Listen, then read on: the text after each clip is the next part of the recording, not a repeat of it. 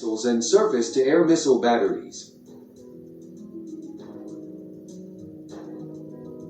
Russia also oversees some 28,000 personnel in separatist units in areas of eastern Ukraine known collectively as the Donbass who have been fighting the government in Kiev since 2015.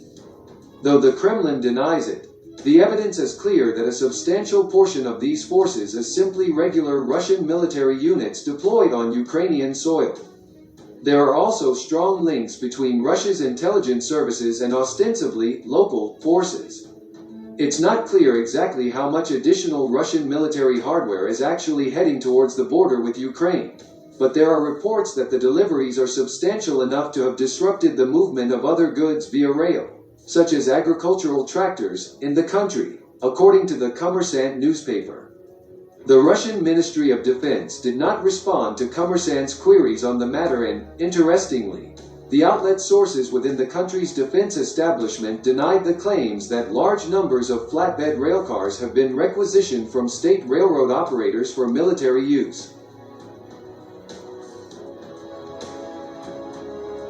The Ukrainian delegation pointed the finger squarely at the Russians for the breakdown in talks, according to reports. Both sides routinely accuse each other of violating the current ceasefire. Regardless, with Ukrainian officials saying 26 of its soldiers have died in fighting this year already. The immediate concern is that major fighting in Donbass could resume after the ceasefire expires tomorrow. The New York Times reported today that the U.S. European Command, EUCOM, had changed Ukraine's status on an internal watch list from possible crisis to potential imminent crisis, the latter being the most serious level on the scale. It is important to point that there have been concerning spikes in Russia's military activity near Ukraine in the past, but the timing of these developments around the expiration of the ceasefire seems particularly notable. The very visible massing of Russian forces in areas along Ukraine's borders could simply be intended as a deterrent against a new Ukrainian offensive into Donbass.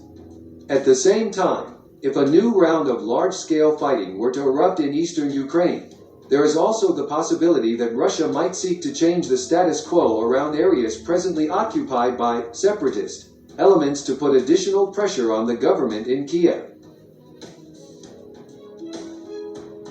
The pressure resulting from any outburst of fighting in Ukraine could also apply to the United States. Earlier this month, Russian President Vladimir Putin publicly responded in an unusually angry fashion to remarks U.S. President Joe Biden had made in an interview with ABC News' George Stephanopoulos. Biden had agreed with the characterization of Putin as a killer, and said that he would pay a price for interference in the 2020 U.S. presidential election, something the Kremlin denies. U.S. Secretary of State Antony Blinken did reiterate the U.S. government's support for Ukraine's sovereignty and territorial integrity in a call today with Ukrainian Foreign Minister Dmytro Kuleba. The United States, as well as most of the international community, does not recognize Russia's occupation of Crimea or separatist claims in Donbass. However, Ukraine is not a NATO member or otherwise a formal American ally, though they are an important regional security partner, and it's unclear how willing or able the U.S. government would be to prevent any new major incursion by Russia into Ukraine. Whatever the exact goals of Russia's new military buildup near Ukraine might be, it has already succeeded in provoking concerns about a new escalation in the conflict between the two countries.